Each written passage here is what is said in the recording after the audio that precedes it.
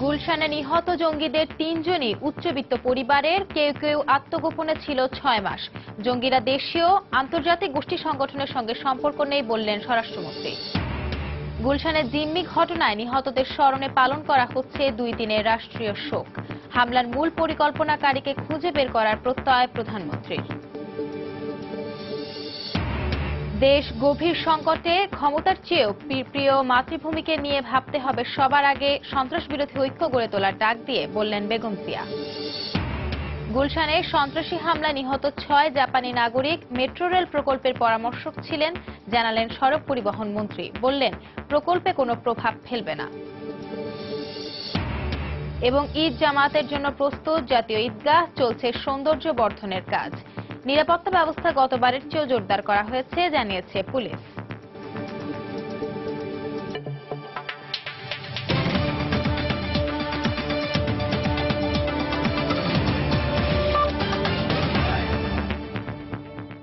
প্রবাসীর সময়ের সঙ্গে আছি আমি সঞ্জনা চৌধুরী। রাজধানীর গুলশানে বন্দুকধারীদের হামলায় নিহতদের স্মরণে ২ দিনের রাষ্ট্রীয় শোক পালন করছে বাংলাদেশ। দেশের ইতিহাসে জঘন্য এই হত্যাকাণ্ডের পর রাজধানীর কূটনৈতিক পাড়া গুলশানের নিরাপত্তা ব্যবস্থা আরও জোরদার করা হয়েছে। এদিকে গুলশান জিম্মির ঘটনায় নিহত ও আটক হওয়া বন্দুকধারীরা সবাই জামায়াতুল মুজাহিদিন বাংলাদেশ জেএমবি সদস্য বলে জানিয়েছেন পুলিশের মহাপরিদর্শক। তবে আন্তর্জাতিক কোনো জঙ্গি সংগঠনের সঙ্গে তাদের যোগাযোগ থাকতে পারে বলে ধারণা তার।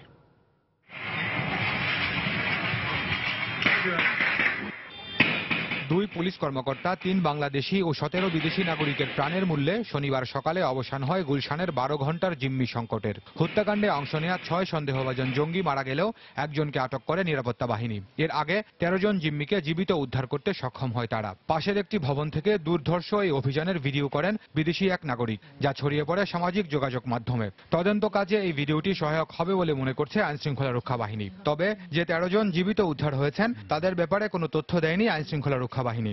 এদিকে গুলশান জিম্মি সংকটের ঘটনায় আহতদের দেখতে দুপুরে ঢাকা মেডিকেল কলেজ হাসপাতালে যান পুলিশ মহাপরিদর্শক। এ সময় প্রশ্নের উত্তরে তিনি বলেন, গুলশান ঘটনায় অংশগ্রহণকারীরা সবাই ছিল জেএমবি সদস্য।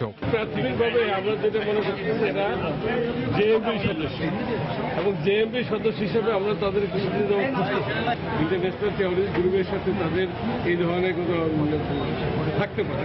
পুলিশ প্রধান আরো বলেন, এসব জঙ্গিরা সবাই ছদ্মনাম ব্যবহার করেন, ফলে প্রাথমিক অবস্থায় তাদের সঠিক নাম ঠিকানা পাওয়া যায় না। এই ৫ জন ছাত্র ছিল আমরা তারা ন্যাশনাল কাজ করতে পারে।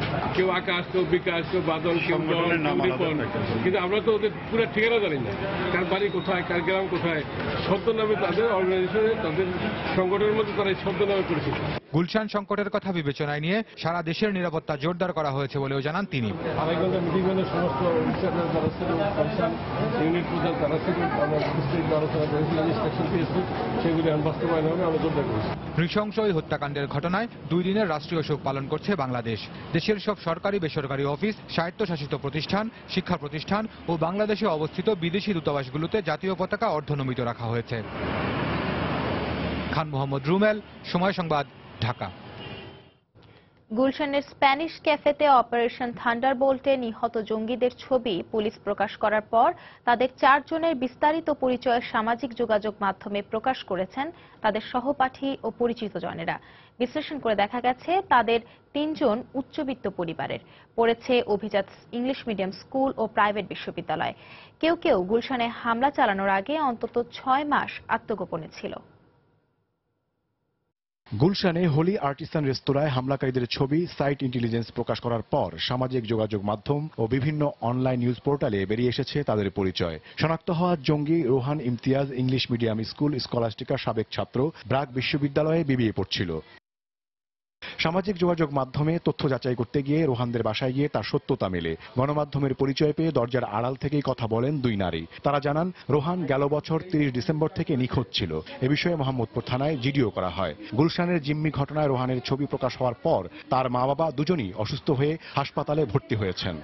আমরা তখন রোহানের বাবা মা, আমি ও রোহানের নানি, ওরা অসুস্থ ছিল, ইন্ডিয়ায় নিয়ে গিয়েছিলাম চিকিৎসা করাতে, এসে দেখি রোহান নেই।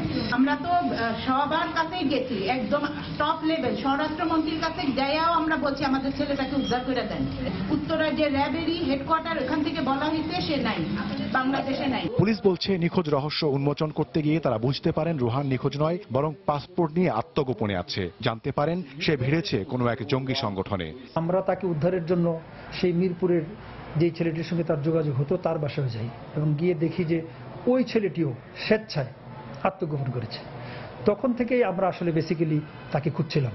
তখন আমরা সঙ্গে সঙ্গে ইমিগ্রেশনকে চিঠি দিয়ে, অফিসিয়ালি চিঠি দিয়েও আমরা সবাইকে অবহিত করেছি, সো দ্যাট সে যেন দেশের বাইরে কোথাও পালাতে না পারে বা যেতে না পারে। পুলিশের দেয়া তথ্যে হামলাকারী জঙ্গি বলা হলেও সাইট ইন্টেলিজেন্সের প্রকাশ করা ছবিতে তার ছবি নেই। সাইফুল ইসলাম চৌকিদারের মা বলছেন তার ছেলে জঙ্গি নয়, বরং আর্টিসান রেস্তোরাঁয় শেফ হিসেবে কাজ করতেন। আইজিপি জানিয়েছেন এ বিষয়টি তদন্ত করে দেখা হবে। তিনি এই সংসারটা সম্পূর্ণ পরিচালনা করছেন, কিন্তু এখন তিনি নাই, তার এই সংসারটা কে পরিচালনা করবে? এদিকে শনাক্ত হওয়াদের আরেক জঙ্গি নিব্রাস ইসলাম তার্কিশ হোপ স্কুল থেকে ও লেভেল এবং এ লেভেল পাশ করে নর্থ সাউথ বিশ্ববিদ্যালয়ে পড়াশোনা করে। এরপর মালয়েশিয়ার মনাস বিশ্ববিদ্যালয়ে পড়তে যায় বলে তার সাবেক সহপাঠীরা ফেসবুকে জানায়। অন্যজনের নাম মীর সাবিহ মুবাশশির, সে স্কলাস্টিকার ছাত্র। এ লেভেল পরীক্ষার আগে গত মার্চ মাসে সে নিখোঁজ হয় বলে তার এক সহপাঠীর বরাত দিয়ে জানায় এক ব্যক্তি। ওমর ফারুক, সময় সংবাদ, ঢাকা। গুলশানের সন্ত্রাসী হামলার ঘটনায় নিহত হয় 3 বাংলাদেশীয়। বিভিন্ন অনলাইনের ভেসে আসা তথ্য বলছে, ধর্ম নিয়ে যুদ্ধের খেলায় ঘাতক জঙ্গিদের হাতে নৃশংসভাবে খুন হওয়ার আগে এদের কাউকে কাউকে নাকি ছেড়ে দেওয়ার আশ্বাসও দেওয়া হয়েছিল। শেষ পর্যন্ত আর হয়ে ওঠেনি শেষ রক্ষা। জঙ্গিদের নির্মমতায় পৃথিবী ছাড়তে হলো তাদের। গুলশান রাজধানীর অন্যতম নিরাপদ এই এলাকাতেই শুক্রবার রাতে ঘটে গিয়েছে নির্মম জঙ্গি হামলার নৃশংস ঘটনা। শান্তির ভূমি কয়েক মুহূর্তেই যেন পরিণত হয় ত্রাসের রাজত্বে। ওই রাতে অভিশপ্ত হোটেল আর্টিসানে জিম্মি করে হত্যা করা ভিনদেশীদের সাথে পৃথিবী ছাড়তে হয় 3 বাংলাদেশিকেও। এদের মধ্যে একজন হলেন ফারাজ আইয়াজ হোসেন। পড়াশোনা করতেন যুক্তরাষ্ট্রের একটি বিশ্ববিদ্যালয়ে। স্বজনদের সাথে ঈদ কাটাতে দেশে আসার সপ্তাহ পেরোয়নি এই যুবকের। ঘটনার দিন 2 বান্ধবীকে নিয়ে নিজে গাড়ি চালিয়ে গিয়েছিলেন সেই মৃত্যুপুরীতে। এক পর্যায়ে তাকে জঙ্গিরা ছেড়ে দিতে চাইলেও ভিনদেশী বন্ধুদের ছাড়া তিনি ফিরবেন না বলে জানালে ঘাতকরা তাকেও শেষ করে দেয় নিমিষেই। ওই ঘটনায় প্রাণ গেছে আরও এক বাংলাদেশীর, নাম ইশরাত আখন্দ। চিত্রকলা নিয়ে ব্যস্ত এই মধ্যবয়সী পরিচালক হিসেবে কাজ করতেন ঢাকার একটি আর্ট ইনস্টিটিউটে। বহুজাতিক বেশ কটি প্রতিষ্ঠানে কাজ করা এই নারীও আর ফেরেননি সেখান থেকে। ওই দুজনের সাথে করুণ পরিণতির শিকার হন অবিন্তা কবির নামে আরও এক বাংলাদেশি শিক্ষার্থী। যুক্তরাষ্ট্রে নাগরিকত্ব নিয়ে পড়াশোনা করা অবিন্তা ঈদ করার আশায় দেশে এসেছিলেন। শুক্রবার বিকেলে মার্কিন বন্ধুদের সাথে দেখা করবেন বলে মাকে জানিয়ে গিয়েছিলেন হোটেল আর্টিসানে। তারপর আর বাড়ি ফেরা হয়নি তার। নৃশংস ওই হত্যাকাণ্ডে প্রাণ হারানো এই মানুষগুলো আর কখনোই ফিরবেন না পরিবারের কাছে। এটি এখন চরম বাস্তবতা। দেবাশিস রায়, সময় সংবাদ, ঢাকা। মোমবাতি প্রজ্বলন আর ফুলেল শ্রদ্ধায় গুলশানের হলি আর্টিজান রেস্তোরাঁয় সন্ত্রাসী হামলায় নিহতদের আত্মার শান্তি কামনা করেছেন সাধারণ মানুষ। রোববার সন্ধ্যায় ঘটনাস্থলের সামনের রাস্তায় শ্রদ্ধা নিবেদন করেন বিভিন্ন শ্রেণী পেশার মানুষ। ফুল দিয়ে শ্রদ্ধা জানানোর পর মোমবাতি জ্বালিয়ে বেশ কিছুক্ষণ নীরবে দাঁড়িয়ে থাকেন তারা। হত্যার তীব্র নিন্দা জানিয়ে এ ধরনের ঘটনা যেন আর না ঘটে সেই প্রত্যাশা করেন তারা। পাশাপাশি জঙ্গিবাদ মোকাবেলায় সবাইকে ঐক্যবদ্ধ হয়ে কাজ করারও আহ্বান জানান।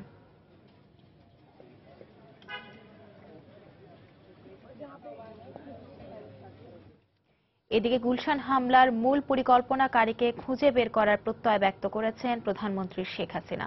তিনি বলেছেন, জঙ্গিদের কারা অস্ত্র ও বিস্ফোরক সরবরাহ করেছে তাও শনাক্ত করা হবে।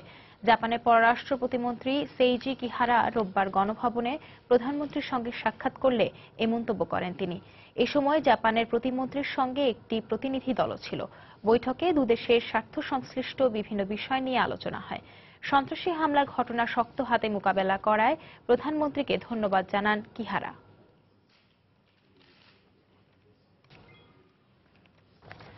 বিএনপি চেয়ারপারসন বেগম খালেদা জিয়া বলেছেন, দেশ আজ গভীর সংকটে।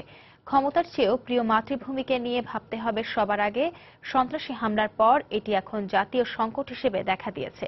গুলশানে নিজ কার্যালয়ে সংবাদ সম্মেলনে বেগম জিয়া একথা বলেন। এ সময় সন্ত্রাস বিরোধী জাতীয় ঐক্য গড়ে তোলারও ডাক দেন বেগম জিয়া। ভৌগোলিক ও রাষ্ট্রীয় গণ্ডি পেরিয়ে সন্ত্রাস আজ বিশ্বের দেশে দেশে রক্ত ঝরাচ্ছে। আমাদের প্রিয় মাতৃভূমিও আজ সন্ত্রাসের বিষাক্ত ছোবলে জর্জরিত। এটা আমাদের জন্য নতুন এক ভয়াবহ জাতীয় সংকট। এই সংকটের শেকড় আরো অনেক গভীরে। সন্ত্রাস দমন কার্যক্রমকে রাজনৈতিক প্রতিপক্ষ দমনের হাতিয়ার হিসেবে ব্যবহার করতে গেলে এই সংকট আরো প্রকট আকার ধারণ করবে। আমরা যে যাই বলি, আমাদের কিছুই থাকবে না, কোনো অর্জনই টিকবে না যদি আমরা সন্ত্রাস দমন করতে না পারি, জনগণের নিরাপত্তা নিশ্চিত করতে না পারি। কে ক্ষমতায় থাকবে, কে ক্ষমতায় যাবে, সেটা আজ বড় কথা নয়।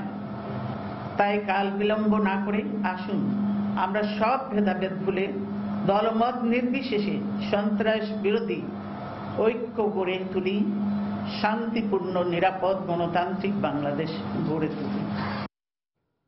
গুলশানের মূল সড়কগুলো যতটা নিরাপত্তা তল্লাশির আওতায় রয়েছে, ঠিক ততটাই তল্লাশির বাইরে থেকে যায় গুলশান সংলগ্ন নর্দা, বাড্ডা, নতুন বাজার সহ গুলশান লেকের পুরো অংশ। এমন মত নিরাপত্তা বিশ্লেষকদের। তারা বলছেন, শুক্রবারের হামলায় জঙ্গিরা গুলশান লেক ব্যবহার করেছিল কিনা সেটি গুরুত্বের সঙ্গে খতিয়ে দেখা দরকার। বিস্তারিত আতিকুর রহমান তমালের রিপোর্টে। চোরাগোপ্তা হামলার ঘটনা এর আগেও ঘটেছে, কিন্তু রেস্টুরেন্টে মানুষ জিম্মি করে রক্তপাতের নজির বাংলাদেশে নতুন। সাধারণত কূটনৈতিক পাড়া হিসেবে পরিচিত গুলশান, এখানে বিভিন্ন দেশের দূতাবাস তো আছেই, বসবাস করেন বহু বিদেশি নাগরিক। তাই এই এলাকার নিরাপত্তার দিকে বরাবরই বিশেষ গুরুত্ব দিয়ে থাকে আইন শৃঙ্খলা বাহিনী। শুক্রবার রাতে জঙ্গি হামলার পর প্রশ্ন দেখা দিয়েছে সেই নিরাপত্তা নিয়ে। বিশ্লেষকরা বলছেন, গুলশানের মূল রাস্তায় নিরাপত্তা যোদ্ধা থাকলেও এই এলাকার সাথে লাগোয়া নতুন বাজার, বাড্ডা ও নর্দার পাশাপাশি অরক্ষিত থাকে গুলশান লেক। এমনকি লেকটি ব্যবহার করে যে কেউ গুলশানের যে কোনো জায়গায় সহজে যেতেও পারে। গুলশানকে ঘিরে যেসব এলাকাগুলো আছে, নর্দা, বাড্ডা, এগুলোর ভেতরে নিরাপত্তার যে মাত্রা সেটি গুলশানের মতো নয়, এবং সেখান থেকে কিছু শর্টকাট রাস্তাও আছে, সেটি আমরা যেটা বলি এনক্রোচ করতে পারে। এছাড়াও আরেকটি আছে যে গুলশান লেক, সেখানে তার ভেতর দিয়ে ওখানে যেমন যে আক্রমণটা দেখলাম লেকের পাশে বিল্ডিংটা, তো সেখানে একটি সমূহ সম্ভাবনা সৃষ্টি করে যে লেক ব্যবহার করে তারা এখানে এসেছে। তো সেটির নিরাপত্তার দিকটা যতটা আমার মনে হয় কিছুটা ওভারলুকড আছে। গুলশান তো আমরা তো এইভাবে গড়ে উঠেছে যে আশেপাশে শত শত বস্তি, শত শত লক্ষ লক্ষ লোকের বাস। তারা নিশ্চয়ই এখানে অনেক আগে আসছে, এমনকি এমনও হতে পারে যে কাস্টমার হিসেবে তারা এখানে ভিজিট করেছে, খাওয়া দাওয়া করেছে, দেখেছে কখন লোক সমাগম বেশি হয়, কিভাবে হয়। এবং যেহেতু এটা একটা রাস্তার কর্নারে তো এখানে অ্যাসেম্বল হওয়াটাও সহজ ছিল। বিভিন্ন কারণে এই কূটনৈতিক পাড়ায় নিরাপত্তা বলয় গড়ে তোলা জরুরি বলেও মনে করেন তারা। আতিকুর রহমান তামাল, সময় সংবাদ, ঢাকা। প্রবাসীর সময় আরো থাকছে। প্রিয়জনের সঙ্গে ঈদ উদযাপন করতে রোববার ঢাকা ছেড়েছেন অনেকে। মহাসড়কে ভোগান্তি কম হওয়ায় সন্তোষ।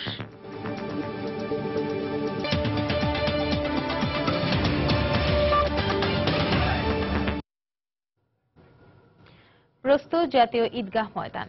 কর্তৃপক্ষ বলছে এরই মধ্যে শেষ হয়েছে 90% কাজ। এখন চলছে সৌন্দর্য বর্ধন, ময়লা আবর্জনা পরিষ্কার এবং লাইট, ফ্যান ও বিদ্যুৎ সংযোগের কার্যক্রম। এবারের ঈদ জামায়াতকে কেন্দ্র করে গতবারের চেয়ে বেশি নিরাপত্তা ব্যবস্থা নেওয়া হচ্ছে বলে জানিয়েছেন পুলিশ। আফজাল হোসেনের রিপোর্ট। ঈদের বাকি আর কয়েকটা দিন। প্রতিবারের মতো এবারও সকাল 8:30টায় ঈদের প্রধান জামাত অনুষ্ঠিত হবে জাতীয় ঈদগাহ ময়দানে। এরই মধ্যে ঈদগাহ মাঠের অবকাঠামো নির্মাণের কাজ শেষ হয়েছে। এখন চলছে বৃষ্টি প্রতিরোধে সামিয়ানা টাঙানো, ঘাস কাটা, ময়লা আবর্জনা পরিষ্কারের কাজ। সিলিং ফ্যান, লাইট ও মাইক লাগানোর কাজও চলছে সমান তালে।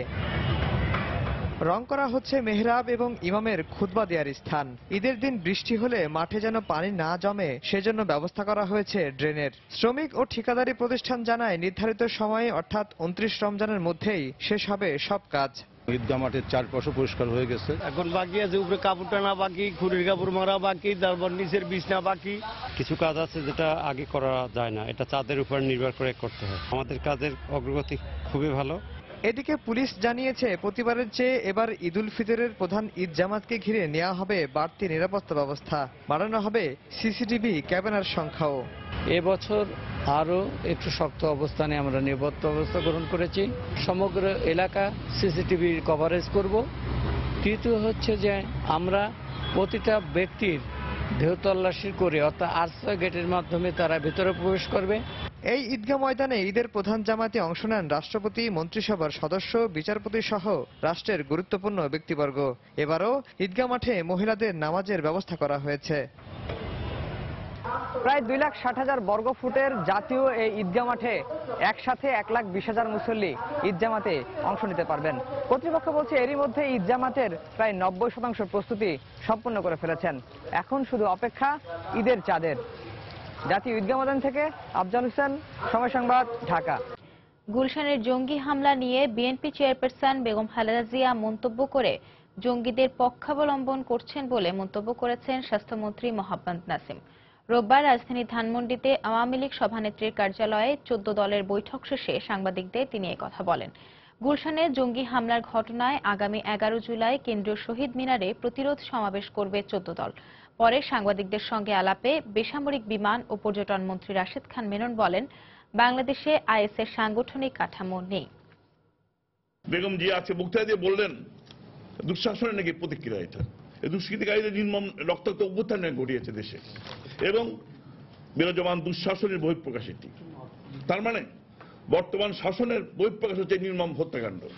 তার মানে পক্ষান্তরে তিনি আজকে এই খুনিদের পক্ষ অবলম্বন করেছেন। এটাকে আন্তর্জাতিকরণের বহু প্রচেষ্টা বহুদিন থেকে চলছে, এখন এটা আন্তর্জাতিকরণের প্রচেষ্টা চলছে। আমাদের দেশের যে সন্ত্রাসী গোষ্ঠীগুলো জন্ম নিয়েছে বিভিন্ন সংগঠনের নামের মাধ্যমে, তাদেরই কাজ এটা। আইএস নাই, কিন্তু আইএস এর চিন্তার অনুগামী বহু লোক এখানে থাকতে পারে এবং আছে। জঙ্গিবাদ রুখতে হলে প্রধানমন্ত্রীর নেতৃত্বে পুরো জাতিকে ঐক্যবদ্ধ করতে হবে বলে মন্তব্য করেছেন খাদ্যমন্ত্রী অ্যাডভোকেট কামরুল ইসলাম। তবে ঐক্য প্রক্রিয়ায় জামায়াত ও জঙ্গি পৃষ্ঠপোষকদের কোনো স্থান হবে না বলেও মন্তব্য করেন তিনি। রোববার রাজধানীর বঙ্গবন্ধু এভিনিউতে গুলশানের সন্ত্রাসী হামলার প্রতিবাদে এক বিক্ষোভ সমাবেশে বক্তব্য দেন খাদ্যমন্ত্রী। আমি আইন শৃঙ্খলা রক্ষাকারী বাহিনীর প্রতি, সামরিক বাহিনীর প্রতি, সকলের প্রতি গভীর শ্রদ্ধা নিবেদন করি। তাদেরকে মোবারকবাদ জানাই, ধন্যবাদ জানাই। তারা অতি দ্রুততম সময়ের মধ্যে এই নৈরাজ্যজনক ঘটনার পরিসমাপ্তি ঘটিয়েছেন। আপনার সন্তানরা কি করছে সেই দিকে আপনাদের লক্ষ্য রাখতে হবে। আজকে যে অবস্থা চলছে, কোন অবস্থাতেই তাকে আর চলতে দেয়া যায় না। জাতীয় আন্তর্জাতিক ষড়যন্ত্রকারীদের বিরুদ্ধে জাতীয় ঐক্য চাই। তবে সন্ত্রাসীদের বাদ দিয়ে, সন্ত্রাসী দলদের বাদ দিয়ে, জামাতকে বাদ দিয়ে, 71-এর ঘাতকদের বাদ দিয়ে, যারা এই জঙ্গি গোষ্ঠীর পৃষ্ঠপোষকতা করে তাদেরকে বাদ দিয়ে সমস্ত জাতিকে ঐক্যবদ্ধ করতে হবে। গুলশানের সন্ত্রাসী হামলায় নিহত 6 জাপানি নাগরিক মেট্রো রেল প্রকল্পের পরামর্শক ছিলেন। তাদের এই করুণ পরিণতিকে দুঃখ প্রকাশ করেছেন সড়ক পরিবহন ও সেতুমন্ত্রী ওবায়দুল কাদের। রোববার রাজধানীর সায়েদাবাদ বাস টার্মিনাল পরিদর্শন করে সাংবাদিকদের সঙ্গে কথা বলেন তিনি। এ সময় তিনি আরো বলেন, ওই ঘটনা মেট্রো রেল প্রকল্পে কোনো প্রভাব ফেলবে না। জায়গার 6 জন সমীক্ষক যারা ফিজিবিলিটি স্টাডি করতে এখানে এসেছিল, তাদের জীবন প্রদীপ নেমে গেছে। সেই সন্ত্রাসীদের যে হামলা হয়েছে গুলশানের, এটাতে সরকারের কোনো ইচ্ছা হয়নি। এটা হলো একটা বিশ্বব্যাপী যে সন্ত্রাস, এই সন্ত্রাসী কর্মকাণ্ডের অংশ, সেটা জাপান সরকার ভালো করেই জানে। আমি আশা করি তারা বাস্তবতা উপলব্ধি করবেন এবং এই জন্য প্রজেক্ট বন্ধ হওয়ার কোনো বিষয় আসে না। আমি মনে করি প্রজেক্টের কাজ অব্যাহত থাকবে। প্রবাসের সময় আরো থাকছে। ঢাকায় জঙ্গি হামলায় ভারতীয় তরুণীর মৃত্যুতে শোকে স্তব্ধ পরিবার। কলকাতায় উগ্রবাদ বিরোধী বিক্ষোভ। ঈদের আর মাত্র 2 থেকে 3 দিন বাকি। আর তাই শেষ মুহূর্তের কেনাকাটায় ব্যস্ত সময় পার করেছেন রাজধানীবাসী। রোববার সকাল থেকেই সব বয়সী মানুষের পদচারণায় জমজমাট হয়ে ওঠে রাজধানীর বিপণী বিতানগুলো। মাস ধরে আত্মীয় স্বজনদের জন্য উপহার কেনা শেষ করে নিজের আর পরিবারের সদস্যদের ঈদ কেনাকাটা সেরেছেন অনেকে। আবার যারা সোম বা মঙ্গলবার রাজধানী ছাড়বেন তাদেরও দেখা গেছে দ্রুত কেনাকাটা সেরে নিতে। তবে ভিড় ছিল ঢাকার স্থানীয় বাসিন্দা এবং যারা নানা প্রয়োজনে ঈদ করেছেন এ নগরীতে তাদের। অনেক ক্রেতা জানান শেষ রোজাগুলোতে ভিড় কম থাকায় এই সময়কে বেছে নিয়েছেন তারা।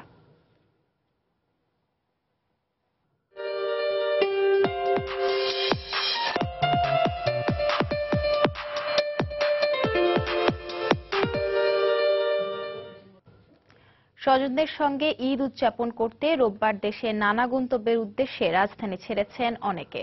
রাজধানীর সায়দাবাদ, গাবতলী, মহাখালী সহ অন্যান্য বাস টার্মিনালে ভোর থেকেই ঘরমুখো মানুষেরা টিকিটের জন্য আসতে থাকেন। তবে গত কয়েক বছরের তুলনায় যাত্রীদের চাপ ছিল এবার অনেক কম, তাই বাসে বাড়ি ফিরতে স্বস্তি প্রকাশ করেছেন অনেকে। রাজধানীর কমলাপুর রেল স্টেশনেও যাত্রীর চাপ কম দেখা যায়। এছাড়া ট্রেনের শিডিউল ঠিক থাকায় দুর্ভোগে পড়তে হয়নি বাড়ি ফেরা মানুষদের। লাইনে দাঁড়িয়ে সঠিক সময় টিকিট কিনতে পারায় খুশি তারা।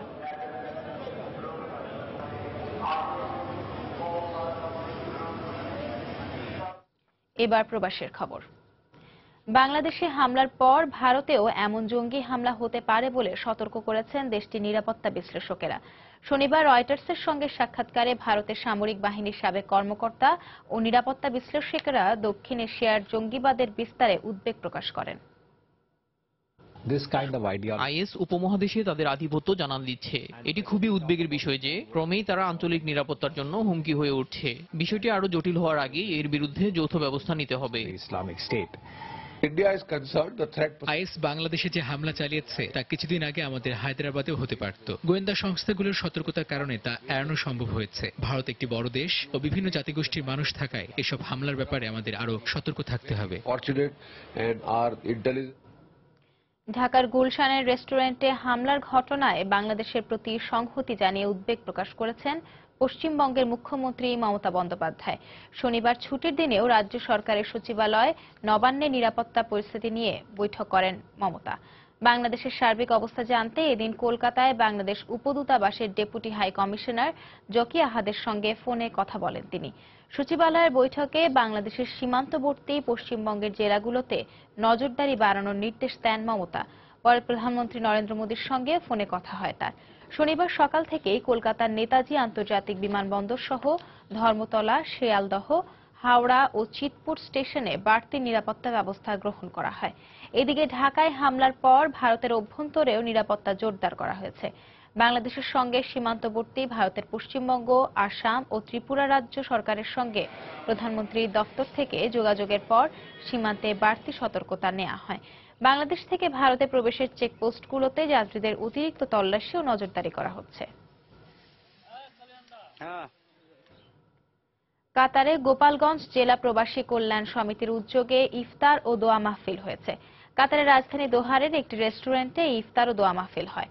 সংগঠনের সভাপতি হাসিবুর রহমানের সভাপতিত্বে এবং শফিকুল আলম তুতুর পরিচালনায় সভায় বক্তব্য দেন সংগঠনের সাধারণ সম্পাদক বোরহান উদ্দিন মোল্লা, সহসভাপতি লিটন খান, কাতার এনআরবি এর সভাপতি শাহজাহান সাজু, কাতার আওয়ামী লীগের সাধারণ সম্পাদক আহমেদ জায়েদ, কাতার প্রবাসী সাংবাদিক সমিতির সভাপতি EM আকাশ সহ আরো অনেকে।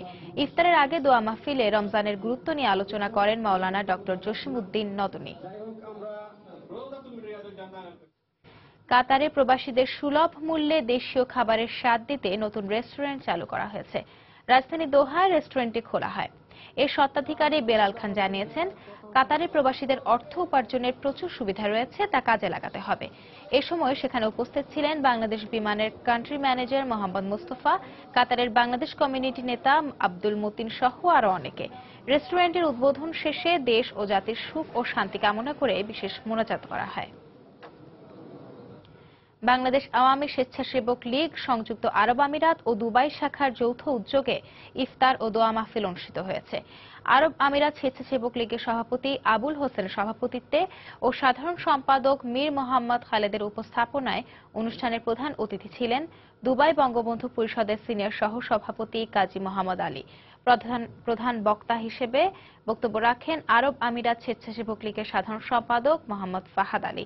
বিশেষ অতিথি ছিলেন আমিরাত স্বেচ্ছাসেবক লীগের সাধারণ নেতা শাহ আলম ভুইয়া, বাংলাদেশ আওয়ামী স্বেচ্ছাসেবক লীগ UAE এর সাংগঠনিক সম্পাদক মোহাম্মদ সামিউল ইসলাম সবুজ, দুবাই স্বেচ্ছাসেবক লীগের সভাপতি মোহাম্মদ শাহাবুদ্দিন সহ আবুধাবি ও শারজা থেকে আগত নেতারা। বক্তারা রমজানের পবিত্রতা রক্ষায় সবাইকে আন্তরিক হওয়ার আহ্বান জানান। আলোচনা শেষে দেশ, জাতি ও মুসলিম উম্মার শান্তি কামনা করে বিশেষ মোনাজাত করা হয়। চট্টগ্রাম সমিতি দুবাই ও উত্তর আমিরাতের উদ্যোগে ইফতার মাহফিল ও আলোচনা সভা হয়েছে। দুবাই ক্লাউন প্লাজা হোটেল হলরুমে এই সভা হয়। সমিতির সভাপতি আইয়ুব আলী বাবুলের সভাপতিত্বে ও সাধারণ সম্পাদক ইসমাইল গনি চৌধুরীর সভাপতিত্বে অনুষ্ঠান শুরু হয়। প্রধান অতিথি ছিলেন দুবাইয়ে নিযুক্ত Bangladesh consul general S Badiuzzaman সহ আরো অনেকে। আলোচনা শেষে বিশ্ব মুসলিম উম্মার শান্তি কামনা করে দোয়া করা হয়। অনুষ্ঠানে বক্তব্য দেন commercial councillor doctor Rafiq Ahmed, doctor Nurul Akhtar, Kazi Mohammad Ali ও মাওলানা ফজলুল কবির চৌধুরী সহ সংগঠনের অন্য নেতারা। আন্তর্জাতিক প্রসঙ্গ, ছুটি কাটাতে ঢাকায় এসে সন্ত্রাসী হামলায় ভারতীয় তরুণীর অকাল মৃত্যু পুরো পরিবারকে স্তব্ধ করে দিয়েছে। নিহতের প্রতি শ্রদ্ধা ও বাংলাদেশের প্রতি সংহতি জানিয়ে উগ্রবাদ বিরোধী বিক্ষোভ হয়েছে কলকাতায়। গুলশানের রেস্টুরেন্টে জঙ্গি হামলায় নিহত হন ভারতের উত্তরপ্রদেশের ফিরোজাবাদের তরুণী তারুশি জৈন। 19 বছর বয়সী জৈন যুক্তরাষ্ট্রের ক্যালিফোর্নিয়া বিশ্ববিদ্যালয়ের শিক্ষার্থী ছিলেন। তার পরিবার ঢাকায় অবস্থান করায় ছুটি কাটাতে ঢাকায় এসে এই করুণ পরিণতি হয় তার। ঢাকার হামলায় নিহত 9 জন ইতালির পরিচয় নিশ্চিত করেছেন দেশটির পররাষ্ট্র মন্ত্রণালয়। তাদের স্মরণে দেশটিতে একদিনের শোক ঘোষণা করা হয়েছে।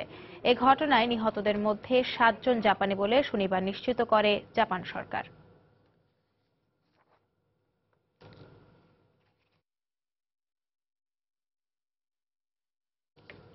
ইরাকের রাজধানী বাগদাদে আলাদা দুটি বোমা হামলায় নিহতের সংখ্যা বেড়ে দাঁড়িয়েছে 125 জনে। এছাড়াও এতে আহত হয়েছেন আরও অন্তত 200। ইরাকের রাজধানী বাগদাদের শিয়া অধ্যুষিত কারাদা এলাকায় একটি বিপণী বিতানের কাছে শক্তিশালী আত্মঘাতী বোমার বিস্ফোরণ ঘটায় সন্ত্রাসীরা। এতে ঘটনাস্থলে নিহত হন নারী ও শিশুসহ অর্ধশতাধিক মানুষ। হামলার পরপরই অনলাইনে প্রকাশিত এক ভিডিওতে আশেপাশের বেশ কয়েকটি ভবনে আগুন ধরে যেতে দেখা যায়। এছাড়াও হামলায় আশেপাশের বেশ কয়েকটি দোকান ও গাড়িও ক্ষতিগ্রস্ত হয়েছে বলে জানায় স্থানীয় গণমাধ্যম।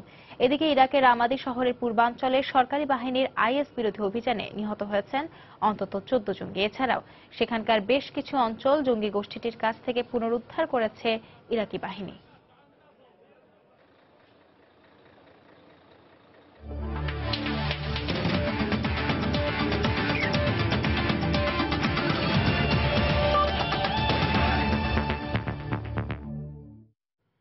গুলশান হামলার ঘটনায় ইংল্যান্ড ক্রিকেট দল সেপ্টেম্বর-অক্টোবরে বাংলাদেশ সফর করবে কিনা এ ব্যাপারে দেশটির ক্রিকেট বোর্ড শঙ্কা প্রকাশ করায় প্রতিক্রিয়ায় স্বাভাবিক বলেই জানিয়েছে বিসিবি সভাপতি নাজমুল হাসান পাপন।